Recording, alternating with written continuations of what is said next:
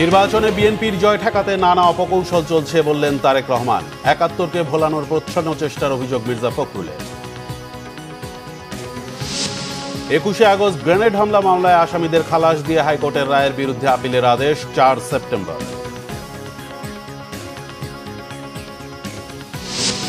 আশুলিয়ায় ৬ লাশ পোড়ানোর মামলার বিচার শুরু। জুলাই হত্যা নিয়ে জাতিসংঘের রিপোর্ট গেজেটভুক্ত করতে হাইকোর্টের নির্দেশ।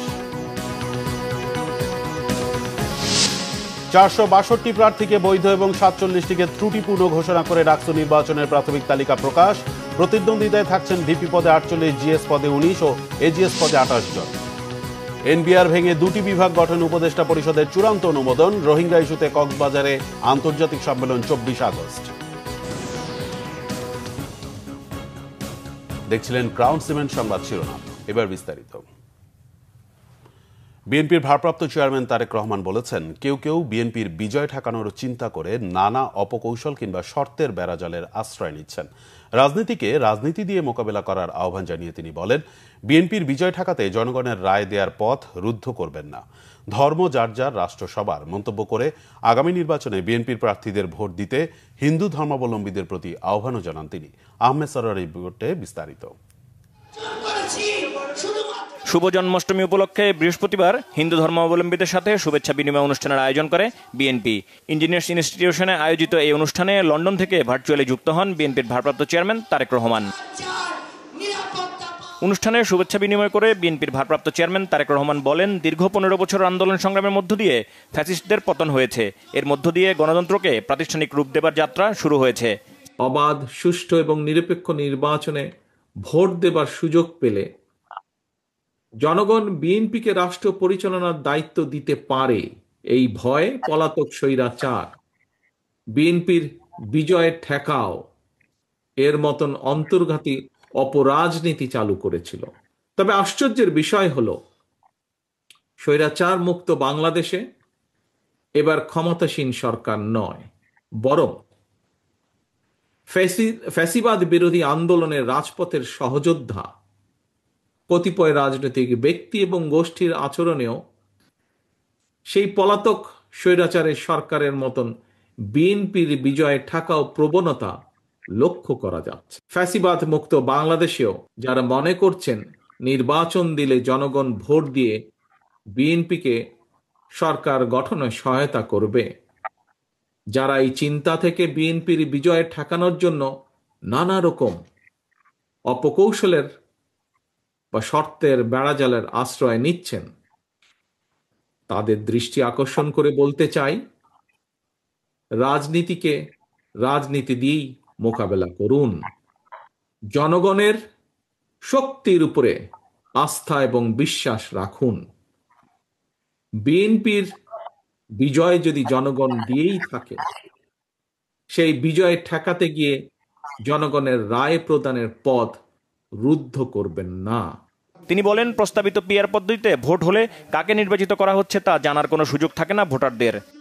গণতান্ত্রিক রাজনৈতিক দলগুলোর নিজেদের মধ্যকার বিরোধ এমন পর্যায়ে নেওয়া উচিত হবে না যেই বিরোধকে পুঁজি করে পরাজিত ফ্যাসিবাদ নিজেদের অপকর্মগুলোকে জাস্টিফাই করার সুযোগ নিতে পারে।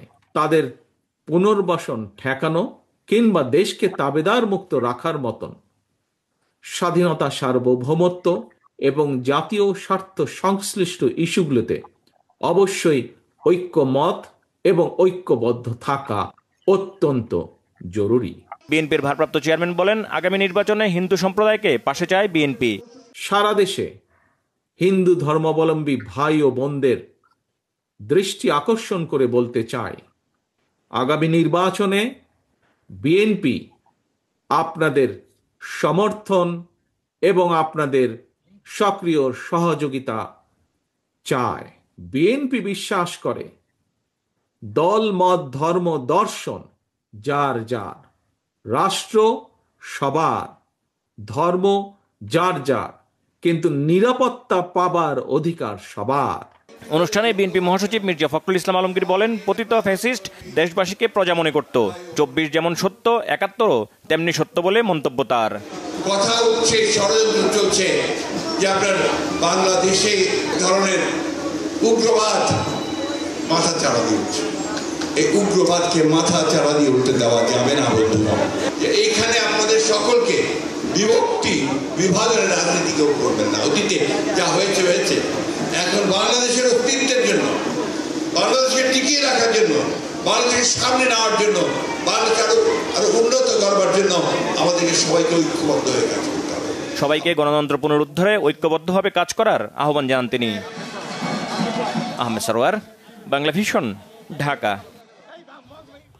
21 আগস্ট গ্রেনেড হামলার মামলায় বিএনপির ভারপ্রাপ্ত চেয়ারম্যান তারেক রহমান সহ সব আসামিকে খালাসের বিরুদ্ধে আপিলের রায় আগামী 4 সেপ্টেম্বর। বৃহস্পতিবার শুনানি শেষে রায়ের দিন ঠিক করে প্রধান বিচারপতি ডক্টর সৈয়দ রেফাত আহমেদের নেতৃত্বাধীন আপিল বেঞ্চ। আসামি পক্ষের আইনজীবীরা চূড়ান্ত রায়ে আসামিদের খালাস পাওয়ার আশা প্রকাশ করেন। রিপোর্ট ফজলে রাব্বির। 2004 সালের 21 আগস্ট তৎকালীন বিরোধী দলীয় নেত্রী শেখ হাসিনার সমাবেশে চালানো হয় ভয়াবহ গ্রেনেড হামলা। নিহত হয় আওয়ামী লীগের 24 জন নেতাকর্মী, আহত হন শতাধিক। 2008 সালে বিচারিক আদালত লুৎফুজ্জামান বাবর সহ 19 জনকে মৃত্যুদণ্ড ও তারেক রহমান সহ 19 জনকে যাবজ্জীবন কারাদণ্ড দেয়। গত বছরের 1 ডিসেম্বর এই মামলায় হাইকোর্ট যথাযথ সাক্ষ্য প্রমাণ না পাওয়ায় সব আসামিকে খালাস দেয়। এই রায়ের বিরুদ্ধে আপিল করে রাষ্ট্র। বৃহস্পতিবার এই মামলার চূড়ান্ত শুনানিতে আসামি পক্ষ থেকে বলা হয়, হাইকোর্টের রায়ে আইনের শাসন প্রতিষ্ঠিত হয়েছে। আপিলে এই রায় বহাল থাকবে আশা তাদের। নিরপরাধ যে মানুষগুলো ইনক্লুডিং মিস্টার তারেক রহমান, যাদেরকে অন্যায়ভাবে এই মামলায় ফাঁসি দেওয়া হয়েছিল, যাবজ্জীবন দেওয়া হয়েছিল, যারা বছরের পর বছর কন্ডেম সেলে ছিলেন, যারা প্রায় 18 বছর, 16 বছর, 17 বছর, 18 বছর যারা জেলে ছিলেন। আজকে আমাদের আপনার আব্দুল সালাম পিন্টু সাহেব একটু আগে কোর্টে এসছেন। এই ভদ্রলোক 17 বছর জেলে ছিলেন। লুৎফুজ্জামান বাবর সাহেব প্রায় 16-17 বছর, 18 বছর জেলে ছিলেন। কাজেই আমরা হাইকোর্ট বিভাগে যেই রায় ছিল খালাসের, সেই রায় যাতে বহাল থাকে এইভাবে আমরা নিবেদন করেছি এবং আমরা আশাবাদী।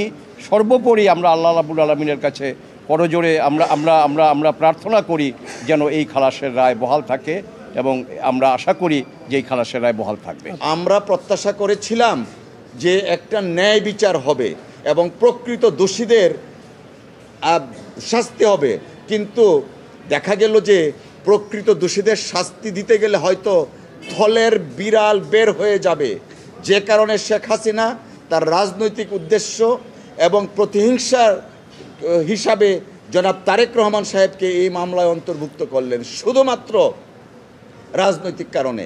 শেখ হাসিনা ক্ষমতায় থাকাকালে বেগম খালেদা জিয়াকেও মামলাটিতে জড়াতে চেয়েছিল বলে অভিযোগ বাবরের আইনজীবীর। বাবর সাহেব যে কথাটা আমাকে প্রায়ই বলেন, তিনি বলেন যে তাকে এই মামলার আসামি করা হয়েছে কারণ তাকে বারবার বলা হয়েছে ম্যাডাম খালেদা জিয়ার বিরুদ্ধে বলার জন্য। তিনি এটা বলতে রাজি হন নাই, এই জন্যই বারবার তাকে এই ধরনের অনেকগুলো মামলায় আসামি করা হয়েছে। প্রায় 17টা মামলার আসামি করা হয়েছে ওনাকে। ফলে আমরা এক্সপেক্ট করি 4 সেপ্টেম্বর সকলেই বেকসুর খালাস পাবেন। 4 সেপ্টেম্বর রায়ের মধ্য দিয়ে 21 বছর পর এই মামলার চূড়ান্ত নিষ্পত্তি হবে আপিল বিভাগে। ফজলে রাব্বি, বাংলা ভিশন, ঢাকা। আশুলিয়ায় 6 মরদেহ পোড়ানোর মামলায় সাবেক এমপি সাইফুল সহ 16 জনের বিচার শুরু হয়েছে। 8 জনের বিরুদ্ধে গ্রেপ্তারি পরোয়ানা জারি করেছে ট্রাইব্যুনাল। এদিকে এ মামলায় রাজসাক্ষী হতে চান পুলিশ সদস্য শেখ আফজালুল হক। এ ব্যাপারে তিনি ট্রাইব্যুনালে আবেদন করেছেন। জুলাই আন্দোলনের সময় আশুলিয়ায় 6 যুবককে গুলি করে হত্যা ও জীবন্ত পুড়িয়ে ফেলার ঘটনায় অভিযুক্ত 16 জনের বিচার শুরু হয়েছে। বৃহস্পতিবার আন্তর্জাতিক অপরাধ ট্রাইব্যুনাল 2 এর চেয়ারম্যান বিচারপতি নজরুল ইসলাম চৌধুরীর নেতৃত্বে গঠিত বিচারিক প্যানেল আসামিদের বিরুদ্ধে অভিযোগ গঠন করার বিষয়ে রায় ঘোষণা করেন। এর মাধ্যমে মামলার বিচারিক কার্যক্রম শুরু হলো। এর আগে গত 7 আগস্ট প্রসিকিউশন তাদের অভিযোগ গঠন বিষয়ক শুনানি শেষ করে। গত 2 জুলাই প্রসিকিউশন এই মামলায় 16 জনের বিরুদ্ধে ট্রাইব্যুনালে আনুষ্ঠানিক অভিযোগপত্র জমা দেয়। গত বছরের 5 আগস্ট আশুলিয়ায় পুলিশের গুলিতে 5 তরুণ প্রাণ হারান, গুরুতর আহত হন একজন। এরপর 5 মৃতদেহের পাশাপাশি জীবিত একজনকেও পুলিশের একটি ভ্যানে তুলে আগুন ধরিয়ে দেয়া হয়।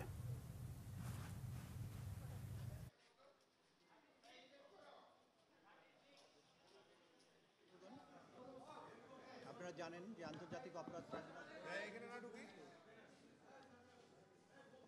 5ই আগস্টে 6 জনকে গুলি করে হত্যা এবং অমানবিকভাবে পুড়িয়ে দেওয়ার দায়ে তাদের বিরুদ্ধে অভিযোগ গঠন হয়েছে। অভিযোগ গঠনের পরে আইন অনুযায়ী আদালত আসামিদেরকে জিজ্ঞাসা করেছেন যে আপনারা কি দোষী না নির্দোষ। উপস্থিত 8 জন আসামির মধ্যে 7 জন বলেছেন তারা নির্দোষ, তারা বিচার চান। বাকি যারা পলাতক আছেন তাদের পক্ষে স্টেট ডিফেন্স লয়ার আছেন, তাদের তো আর জিজ্ঞাসা করার সুযোগ ছিল না। একজন আসামি তিনি দোষ স্বীকার করেছেন এবং বলেছেন যে আমি আমার বিরুদ্ধে যে চার্জ গঠন করা হয়েছে সেটা স্বীকার করছি এবং আদালতে আমি আমার বক্তব্য দিয়ে এই মামলার ব্যাপারে আমি যা জানি সেটা বলতে চাই। জুলাই আগস্টের হত্যাযজ্ঞ নিয়ে জাতিসংঘের রিপোর্টকে ঐতিহাসিক দলিল হিসেবে ঘোষণা করেছে হাইকোর্ট। একই সঙ্গে এই রিপোর্টকে আগামী 3 মাসের মধ্যে জুলাই রেভলিউশন 2024 নামে গেজেট প্রকাশের নির্দেশ দিয়েছে বিচারপতি ফাহমিদা কাদের ও বিচারপতি সৈয়দ জাহেদ মনসুরের সমন্বয়ে গঠিত হাইকোর্ট বেঞ্চ। ভবিষ্যৎ তরুণ প্রজন্মের গবেষণা ও জ্ঞান আহরণের জন্য প্রতিবেদনটি কেন সংরক্ষণ করা হবে না তারও ব্যাখ্যা চাওয়া হয়েছে। রিপোর্ট ফজলে রাব্বির। গেল ফেব্রুয়ারি মাসে জুলাই গণঅভ্যুত্থানের সময় সংগঠিত মানবাধিকার লঙ্ঘনের তদন্ত প্রতিবেদন প্রকাশ করে জাতিসংঘের ফ্যাক্ট ফাইন্ডিং মিশন। জাতিসংঘের ওই তদন্ত প্রতিবেদনে উঠে আসে নির্বিচারে গুলি চালিয়ে মানুষ হত্যার ঘটনা। মানবাধিকার লঙ্ঘন নিয়ে জাতিসংঘের করা তথ্য অনুসন্ধান প্রতিবেদনকে ঐতিহাসিক দলিল হিসেবে ঘোষণা করতে এবার সরকারকে নির্দেশ দিয়েছে হাইকোর্ট। বৃহস্পতিবার বিচারপতি ফাহমিদা কাদের ও বিচারপতি মুবিনা আসাফের সমন্বয়ে গঠিত হাইকোর্ট বেঞ্চ এ রায় দেয়। আগামী 3 মাসের মধ্যে প্রতিবেদনটিকে গ্যাজেট আকারে প্রকাশেরও নির্দেশ দিয়েছে আদালত। আগামী 3 মাসের মধ্যে এই রিপোর্টটাকে জুলাই রেভলিউশন 2024 নামে গেজেট নোটিফিকেশন করে সংশ্লিষ্ট কর্তৃপক্ষকে নির্দেশনা দেওয়া হয়েছে এবং এই মামলাটিকে একটি চলমান মামলা হিসেবে ঘোষণা করা হয়েছে। কেন জাতিসংঘের প্রতিবেদনকে ঐতিহাসিক দলিল হিসেবে ঘোষণা করা হবে না আদালত তাও জানতে চেয়েছে। জুলাই রেভলিউশনে যেটা হয়েছিল সকল ফ্যাক্ট ফাইন্ডিংস বিষয়টাকে তুলে নিয়ে আসা হয়েছে। এটা যেহেতু আন্তর্জাতিক একটি অর্গানাইজেশনের মাধ্যমে রিপোর্টটি হয়েছিল, সেই জন্য আমরা এই মামলার সাথে জড়িয়ে রিপোর্টটাকে একটি ঐতিহাসিক রিপোর্ট হিসেবে ঘোষণা করার জন্য কোর্টের কাছে একটা আবেদনপত্র দিয়েছিলাম। 2024 সালের 1 জুলাই থেকে 15 আগস্ট পর্যন্ত বাংলাদেশে সংঘটিত মানবাধিকার লঙ্ঘনের ঘটনাগুলো বিশ্লেষণ করে তদন্ত প্রতিবেদন প্রকাশ করে জাতিসংঘের ফ্যাক্ট ফাইন্ডিং মিশন। ফজলে রাব্বি, বাংলা ভিশন, ঢাকা। 462 প্রার্থীকে বৈধ ঘোষণা করে ডাকসু নির্বাচনে প্রাথমিক তালিকা বৃহস্পতিবার প্রকাশ করেছেন চিফ রিটার্নিং অফিসার অধ্যাপক মোহাম্মদ জসিম উদ্দিন। এতে ভিপি পদে 48, জিএস পদে 19 এবং 28 জন এজিএস পদে প্রতিদ্বন্দ্বিতা করছেন। ত্রুটিপূর্ণ প্রার্থীরা 23 আগস্টের মধ্যে আপিল করতে পারবেন। এদিকে এ নির্বাচনের জন্য স্বতন্ত্র প্যানেল ঘোষণা করেছেন উমামা ফাতেমা।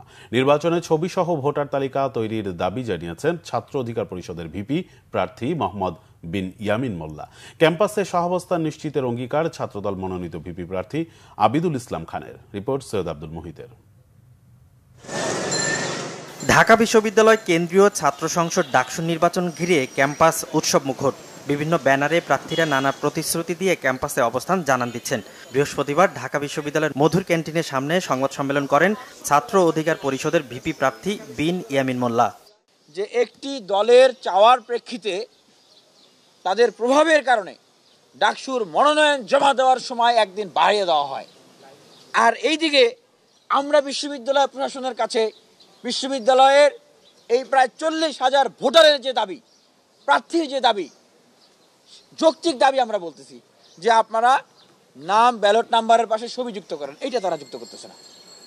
আমরা যৌক্তিক দাবির কথা বলতেছি যে সেই 19 সালে যারা আমাদের উপরে হামলা করেছে, যাদের নেতৃত্বে হামলা হয়েছে, অন রেকর্ড আছে সেই বিষয়গুলো, সেগুলোর আপনারা বিচার করেন, সেগুলো তারা বিচার করতেছে না, সেগুলো তারা ঝুলিয়ে রেখে। এদিন সাংবাদিকদের সাথে কথা বলেন ছাত্রদল মনোনীত ভিপি প্রার্থী আবিদুল ইসলাম খান। এ সময় তিনি বলেন, হলগুলোতে গেস্ট রুম কালচার চিরতরে বন্ধ এবং সুন্দর ক্যাম্পাস গঠনে মনোযোগী হবেন তারা।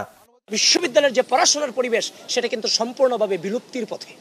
এই বিশ্ববিদ্যালয়ে পড়াশোনা, ঢাকা বিশ্ববিদ্যালয়ের একটা স্টুডেন্ট যখন ভর্তি হওয়ার পরে সে প্রথমে গেস্ট রুম গণরুমে গিয়ে তারপর তার সিনিয়রদের কাছ থেকে শুনতেছে ডিপার্টমেন্টের পড়াশোনা করতে হবে না, পড়াশোনার প্রয়োজন নাই, রেজাল্ট প্রয়োজন নাই, 2 দিন পরে বিসিএস এর পড়াশোনা করবা, না হলে রাজনীতি করো, মিছিল করো।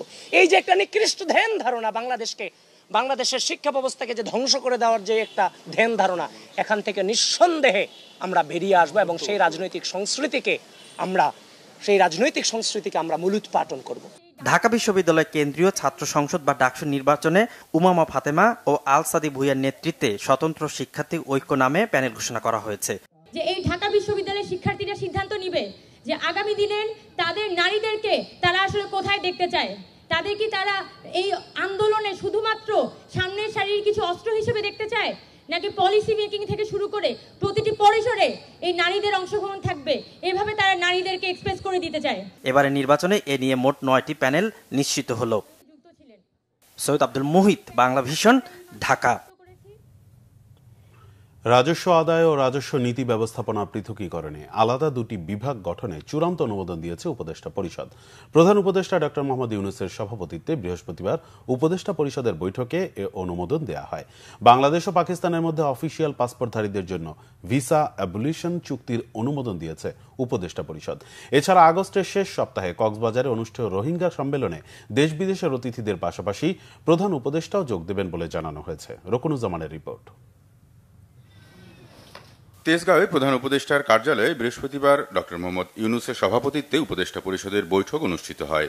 বৈঠকে রাজস্ব নীতি ও রাজস্ব ব্যবস্থাপনা অধ্যাদেশের চূড়ান্ত অনুমোদন দেয় উপদেষ্টা পরিষদ। পরে রাজধানীর ফরেন সার্ভিস একাডেমিতে সভায় নেওয়া সিদ্ধান্তের বিষয়ে ব্রিফিং করেন প্রধান উপদেষ্টার প্রেস সচিব শফিকুল আলম। এই যে দুইটা যে উইং করা হলো এনবিআর এর, এই দুই উইংয়ের যারা প্রধান হবেন তাদেরকে নেওয়া হবে হচ্ছে যোগ্যতা, অভিজ্ঞতা এবং ন্যায্যতার ভিত্তিতে, এবং তাদের কম্পিটেন্স বিচার করে যে কোনো ক্যাডার থেকে নেওয়া হবে। পাকিস্তানের বিষয়ে আমাদের যে এটা হচ্ছে যে এইরকম চুক্তি আমরা আরও 31টা দেশের সাথে করেছি। এই চুক্তিটা হবে 5 বছরের জন্য। এর ফলে যারা আমাদের গভর্নমেন্টের যারা ডিপ্লোম্যাটিক পাসপোর্ট হোল্ড করছেন বা যারা অফিসিয়াল পাসপোর্ট হোল্ড করছেন তারা এখন বিনা ভিসায় পাকিস্তান সফর করতে পারবেন, এবং একইভাবে পাকিস্তানের যারা অফিসিয়াল পাসপোর্ট হোল্ড করছেন তারাও বাংলাদেশে সফর করতে পারবেন। এছাড়া আশু বাস্তবায়নযোগ্য 367টি সুপারিশের বিষয়ে প্রধান উপদেষ্টার নির্দেশনার কথাও জানান প্রেস সচিব। আজকে এই সংস্কার কমিশনের সুপারিশ কতটুকু বাস্তবায়ন হয়েছে এবং সেইটা সামনে আরও স্ট্রিমলাইন করার কথা বলেছেন। সেক্ষেত্রে যেগুলো খুব আসল করণীয় সেগুলোর লিস্ট আমরা সামনে যেগুলো বাস্তবায়িত হচ্ছে সেগুলো আমরা প্রতি সপ্তাহে আপনাদেরকে কিছু আপডেট দিব। ব্রিফিংয়ে জানানো হয় রোহিঙ্গা সমস্যাকে বিশ্বব্যাপী গুরুত্ব সহকারে তুলে ধরতে দেশে বিদেশে সরকারের আয়োজনে প্রথম সম্মেলনটি হবে কক্সবাজারে 24 আগস্ট। 40টিরও বেশি দেশের প্রতিনিধি অংশ নেবেন। এতে যোগ দেবেন প্রধান উপদেষ্টাও। রোহিঙ্গা ক্রাইসিসটাকে আবার ইন্টারন্যাশনালি যাতে মেজর ডিসকাশনের বিষয় হয় সেটার জন্য আমরা এইটাকে হাইলাইট করার জন্য তিনটা বড় ইন্টারন্যাশনাল কনফারেন্স করার আমরা প্ল্যান নিয়েছি। তার প্রথম রকুনুজ্জামান, বাংলা ভিশন, ঢাকা। ডেঙ্গুতে গেল 24 ঘন্টায় প্রাণহানি হয়েছে 5 জনের। এ নিয়ে চলতি বছর ডেঙ্গুতে মৃত্যু হলো 110 জনের। একদিনে 311 জন সহ এবছর ডেঙ্গুতে আক্রান্তের সংখ্যা 27,782 জন। বিশেষজ্ঞ চিকিৎসকরা বলছেন ডেঙ্গুর পাশাপাশি রাজধানীতে বাড়ছে এডিস মশাবাহিত রোগ চিকুনগুনিয়া। তবে এবারের ডেঙ্গু রোগীর উপসর্গ ভিন্ন বলে জানাচ্ছেন চিকিৎসকরা। বিস্তারিত মামুন আব্দুল্লাহ রিপোর্টে। হাসপাতালগুলোতে ডেঙ্গু রোগীর ভয়াবহতা ভাবাচ্ছে সবাইকে, বাড়ছে রোগীর সংখ্যাও। তবে এবার পুরনো উপসর্গের পাশাপাশি দেখা দিচ্ছে নতুন নতুন উপসর্গ। রোগীর আত্মীয় ও ডাক্তাররা বলছেন খুব দ্রুত কাবু হয়ে যাচ্ছে আক্রান্তরা। 3 দিন ধরে আছে, অনেক ব্যথা, অনেক জ্বর আর ব্যথা কমতাছে না, একটুও না। ওষুধ খাইলেও কমতাছে না। 2টা রিপোর্ট করার পরে এরপরে আছে 3000-এ। এখন ডাক্তারে বললো যে রক্ত লাগবে, পরে রক্ত ম্যানেজ করছি, আরো রক্ত লাগবে, 1 ব্যাগ শুধু ম্যানেজ করছি। প্রথমে জ্বর, আর যাদের হ্যামোরেজিং থাকে তাদের ব্লিডিং থাকে, শরীরে অনেক জায়গায় র্যাশ থাকে। স্বাস্থ্য অধিদপ্তরের নিয়মিত বিজ্ঞপ্তিতে বলা হয়েছে এডিস মশাবাহী রোগ ডেঙ্গুতে আক্রান্ত হয়ে একদিনে আরো 5 জনের মৃত্যু হয়েছে। এতে চলতি বছর এখন পর্যন্ত মশাবাহিত রোগটিতে মৃতের সংখ্যা বেড়ে 110 জনে দাঁড়িয়েছে। এছাড়া গত 24 ঘন্টায় ডেঙ্গু নিয়ে নতুন করে 311 জন হাসপাতালে ভর্তি হয়েছে। চিকিৎসকরা বলছেন এবারের উপসর্গ ভিন্ন, তাই বিশেষভাবে সতর্ক থাকার পরামর্শ তাদের। আগের যে বছরগুলোতে ডেঙ্গু রোগী সংখ্যা হয়তো বেশি ছিল, বাট এবারকার সংখ্যা কম হলেও যেসব পেশেন্ট ডেঙ্গু নিয়ে আসছে তারা সাধারণত প্রিভিয়াস কোনো ভ্যারিয়েন্টে আক্রান্ত, নতুন কোনো ভ্যারিয়েন্টের দ্বারা আক্রান্ত হয়ে ব্যাপারটা আসলে আরো বেশি মারাত্মক ভাবে প্রেজেন্ট করছে। এবং এর সাথে আছে হচ্ছে চিকুনগুনিয়ার একটা কমপ্লিকেশন সাথে তৈরি হচ্ছে, সাথে ব্যাকগ্রাউন্ডে কিছু রেসপিরেটরি ট্র্যাক্ট ভাইরাসও আমাদের কিন্তু আসলে আক্রমণ করছে। স্বাস্থ্য অধিদপ্তর জানিয়েছে গত একদিনে ডেঙ্গুতে ঢাকা দক্ষিণ সিটি কর্পোরেশনে ৩ জন মারা গেছেন। পাশাপাশি এই সময়ে রাজশাহী বিভাগে 2 জনের মৃত্যু হয়েছে। অন্যদিকে গত 24 ঘন্টায় বরিশাল বিভাগে সবচেয়ে বেশি ডেঙ্গু রোগী 82 জন হাসপাতালে ভর্তি হয়েছে। মামুন আব্দুল্লাহ, বাংলা ভিশন, ঢাকা। বাণিজ্য উপদেষ্টা শেখ বশিরউদ্দিন জানিয়েছেন, বাংলাদেশ ও পাকিস্তানের যৌথ ট্রেড কমিশন কার্যকরের বিষয়টি পর্যালোচনা করা হচ্ছে। কিভাবে বাণিজ্য বাড়ানো যায় তা নিয়ে পাকিস্তানের বাণিজ্যমন্ত্রী জাম কামাল খানের সাথে আলোচনা হয়েছে। বৃহস্পতিবার বিকেলে সচিবালয়ে বাণিজ্য উপদেষ্টা শেখ বশিরউদ্দিনের সাথে বৈঠক করেন সফররত পাকিস্তানের বাণিজ্যমন্ত্রী জাম কামাল খান। বৈঠকে দুদেশের পারস্পরিক নানা স্বার্থ সংশ্লিষ্ট বিষয় নিয়ে আলোচনা হয়। বৈঠক শেষে বাণিজ্য উপদেষ্টা জানান, উভয় পক্ষের মধ্যে ফলপ্রসূ আলোচনা হয়েছে। এন্টি ডাম্পিং ট্যাক্স তুলে দেওয়ার অনুরোধ করা হয়েছে। চিনি ও চামড়া শিল্পে সহযোগিতা চাওয়া হয়েছে। আলোচনা হয়েছে পাকিস্তানের বাজারে চা ডিউটি ফ্রি করার বিষয়ে। পাকিস্তান থেকে চাল আনা প্রসঙ্গে বাণিজ্য উপদেষ্টা বলেন, G2Gতে প্রতিযোগিতামূলক দামে আনা হয়েছে। এ সময় এক প্রশ্নের জবাবে বাণিজ্য উপদেষ্টা জানান, নীতিগত সিদ্ধান্ত নেওয়ার ক্ষেত্রে অন্তর্বর্তী সরকারের কোনো সীমাবদ্ধতা নেই।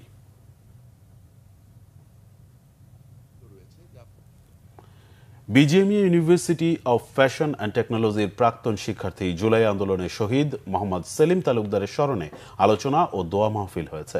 বিশ্ববিদ্যালয় মিলনায়তনে এতে বিশেষ অতিথি ছিলেন শহীদ সেলিমের পিতা মোহাম্মদ সুলতান তালুকদার। কর্মসূচির শুরুতে অতিথিরা শহীদ সেলিম তালুকদার স্মৃতিফলক পরিদর্শন এবং তার নামে নবনির্মিত কেন্দ্রীয় লাইব্রেরির উদ্বোধন করেন। শহীদ সেলিমের জীবন ও জুলাই আন্দোলনের তাৎপর্যপূর্ণ মুহূর্ত নিয়ে আয়োজিত আলোকচিত্র প্রদর্শনীও ঘুরে দেখেন তারা। প্রদর্শিত হয় একটি বিশেষ প্রামাণ্য চিত্র। অনুষ্ঠানে স্বাগত বক্তব্য রাখেন বিশ্ববিদ্যালয়ের ভারপ্রাপ্ত উপাচার্য অধ্যাপক ডক্টর ইঞ্জিনিয়ার আইয়ুব নবী খান। উপস্থিত ছিলেন শহীদ পরিবারের সদস্য, অ্যালামনাই, শিক্ষক, আহত জুলাই যোদ্ধা, বিশ্ববিদ্যালয়ের শিক্ষার্থী, কোষাধ্যক্ষ, রেজিস্ট্রার, ডিন, শিক্ষক, কর্মকর্তা, কর্মচারীরা।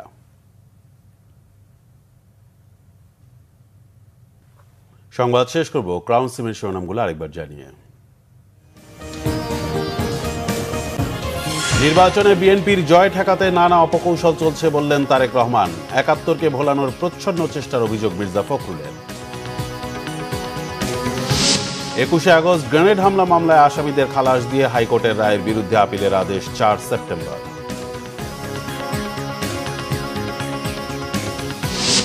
আশুলিয়ায় ৬ লাশ পোড়ানোর মামলার বিচার শুরু। জুলাই হত্যা নিয়ে জাতিসংঘের রিপোর্ট গেজেটভুক্ত করতে হাইকোর্টের নির্দেশ।